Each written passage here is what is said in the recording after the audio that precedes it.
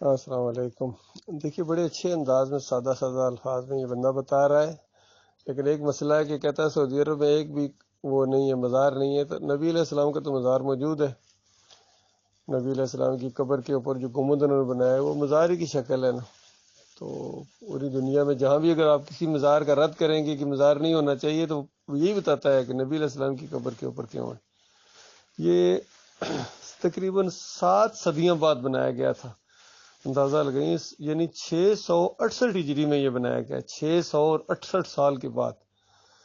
تو جب تک دین صحیح رہا ہے، خالص رہا ہے، مسلمانوں کا روب اور دبدبا رہا ہے، جب دین کے اندر شرک آ گیا ہے، کفر آ گیا ہے، مزار پرستی آ گئی ہے، گنبد پرستی آ گئی ہے، تو پھر ان کا روب اور دبدبا ختم ہو گیا، ذلیل و خوار ہو گئے ہیں۔ اور یہ اتنا زیادہ پھیل گیا ہے قبر پرستی، ہندوؤں سے بھی زیادہ ان کے مزار ہیں، ہندوؤں سے بھی زیادہ ان کی جتنی مورتیاں نہیں ہوں گی جتنے ان کے مزار ہوں گے، سارے پوجے جا رہے ہیں ہر علاقے میں۔ 5 ہمارے علاقے میں بھی ہیں، 5 تو پہلی مشرق قوم کے پنجتن پاک تھی، 5 کے ساتھ ان کو ایسا لگاؤ ہے ان مسلمانوں کو، یا جو بھی گمراہ قوموں کو، جس طرح پنجا سرکار اور پنجتن پاک، اور یہ گھروں میں بھی کالے جھنڈے ہوتے ہیں اوپر، علم جس کے کہتے ہیں، اس کے اوپر بھی پنجا سے لگا ہوتا ہے۔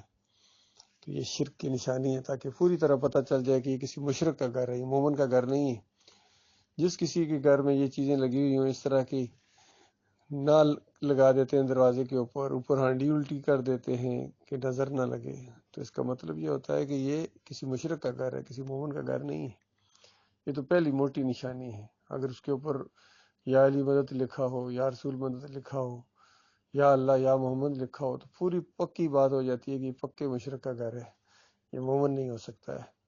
پھر جس گھر کے اندر ہر مہینے کے دن 11ویں پکائی جائے، کھائی جائے، نظر و نیاز کی جائے، کوئی بابا کی حلوہ بانٹا جائے، چادر چڑھائی جائے، عرس اور میلے اور ڈالیاں نکالی جائیں جس طرح نکالتے ہیں، تو پتہ چل جاتا ہے کہ یہ خالص مشرکین ہے، یہ مومن نہیں ہے۔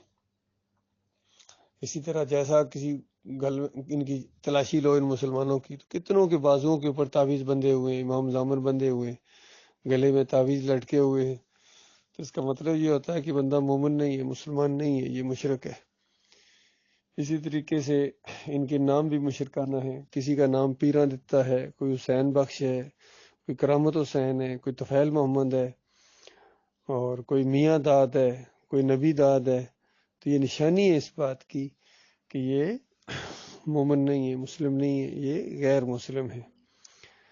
اسی طریقے سے اگر کوئی یہ ووٹوں کے نظام کے اندر اپنے آپ کو جاتا ہے، جمہوریت کا وہ ساتھ دیتا ہے، ووٹوں کا سسٹم جس طرح یہ جمہوریت، تو اس سے پتہ چل جاتا ہے کہ مخلص مومن نہیں ہے، یہ دوسرے نظاموں کو تقویت دے رہا ہے، یہ اسلام کو آگے نہیں آنے دے رہا ہے۔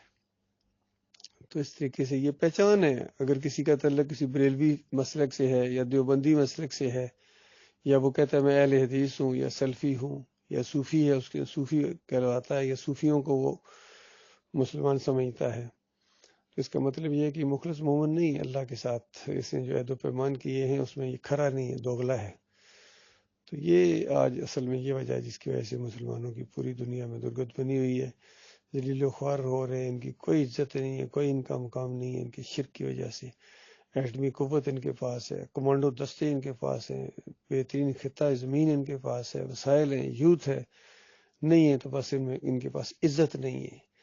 دست بستہ غلام، کبھی انڈیا کے سامنے یعنی ان سے بھی ڈرتے ہیں، یہودیوں سے ڈرتے ہیں، عیسائیوں سے ڈرتے ہیں، امریکی گھر آ کے مارنے کی دھمکی دیتے ہیں ان کو، ان کے ملکوں کے اندر اڈے انہوں نے بنائے ہوئے۔ اندازہ لگائیے مسلمان ملکوں کے اندر کافروں نے اڈے بنائے ہوئے فوجی، تو بتاؤ کہاں گئی وہ مسلمانوں کی شان و شوکت؟ کس سے لڑو گے؟ تمہارے گھروں کے اندر انہوں نے مورچے بنائے ہوئے آ کے، اور تمہاری جرت نہیں ہے ان کو انکار کر سکو۔ ایک بندے نے ایبسلیوٹلی ناٹ کہا تو ہنگامے برپا ہو گئے، ہمارے جرنیل باجوہ صاحب لیٹ گئے قدموں میں جا کے، کبھی پیوٹن کے سامنے، کبھی چائنا کے سامنے بھیک مانگتے ہیں، کسی کو لے کے جاتے ہیں، کبھی یو اے ای کے قدموں میں گر پڑتے ہیں، کبھی سعودی عرب جا کے بھیک مانگتے ہیں۔ حالانکہ ذرا سا بھی اسٹینڈ کریں تو یقین کیجئے کوئی ضرورت نہیں ہے کسی سے بھیک مانگنے کی، ان کے سارے قرضے چٹکیوں میں حل ہو سکتے ہیں، بالکل ہو سکتے ہیں، یقینی بات ہے۔ لیکن اس طرف یہ آ ہی نہیں رہے، نہ آنے دینا چاہتے ہیں، ان کے بڑے جتنے ہیں ان کے علماء ہوں، ان کے سیاسی لیڈر ہوں، ان کے عسکری لیڈر ہوں، سارے شرک کے رکھوالے ہیں. ایمان کی ہوا نہیں لگی ان کو، ایمان کے بلکہ دشمن بنا دیا گیا ان کو.